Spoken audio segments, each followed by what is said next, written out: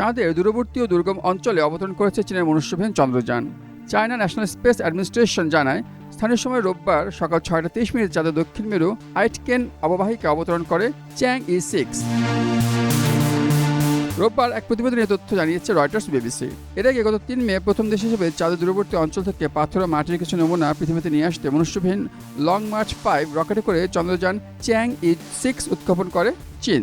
সরকার জানিয়েছে মহাকাশযানটি এমন এক অনাবিষ্কৃত জায়গা অবতরণ করেছে যেখানে আগে কেউ যাওয়ার চেষ্টা করেনি।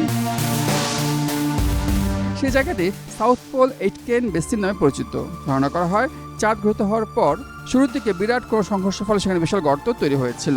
চাঁদের এই অংশ অবতরণ করা খুবই ঝুঁকিপূর্ণ, কারণ সেখানে মহাকাশযানের সাথে সহজে যোগাযোগ স্থাপন করা যায় না। চীন একমাত্র দেশ যারা এর আগে 2019 সালে চ্যাং-ই-4 অবতরণ করে এই কৃতিত্ব অর্জন করেছে।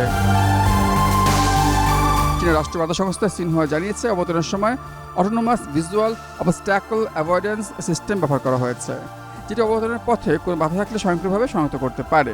এর একটি ক্যামেরা চন্দ্রপৃষ্ঠের উজ্জ্বলতা এবং অন্ধকারের উপর ভিত্তি করে তুলনামূলকভাবে নিরাপদ অবতরণ অঞ্চল নির্বাচন করে থাকে।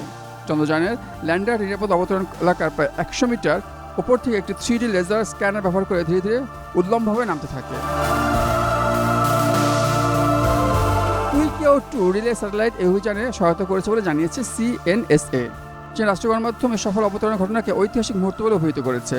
তারা জানায়, রোববার সকালে চ্যাং-ই ল্যান্ডিং ক্রাফটটি চাঁদের মাটি স্পর্শ করার পর বেইজিং অ্যারোস্পেস ফ্লাইট কন্ট্রোল সেন্টারে করতলে ঝড় ওঠে।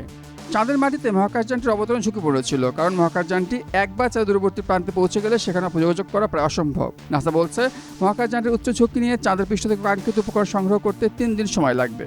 চাঁদ থেকে নমুনা সংগ্রহে এটি চীনের দ্বিতীয় মিশন। 2020 সালে চ্যাং-ই-5 চাঁদের কাছাকাছি ওসেনাস প্রসলারাম থেকে 1.7 কেজি নমুনা নিয়ে আসে। চাঁদে পানির সন্ধান এবং একটি স্থায়ী ঘাঁটি স্থাপনের জন্য চীন এই দশকে আরও 3টি মনুষ্যবিহীন মিশনের পরিকল্পনা করেছে। বেজিংয়ের লক্ষ্য 2030 সালের মধ্যে একজন চীনা নভোচারীকে চাঁদে পদচারণা করানো। ডেস্ক রিপোর্ট, স্টার সংবাদ।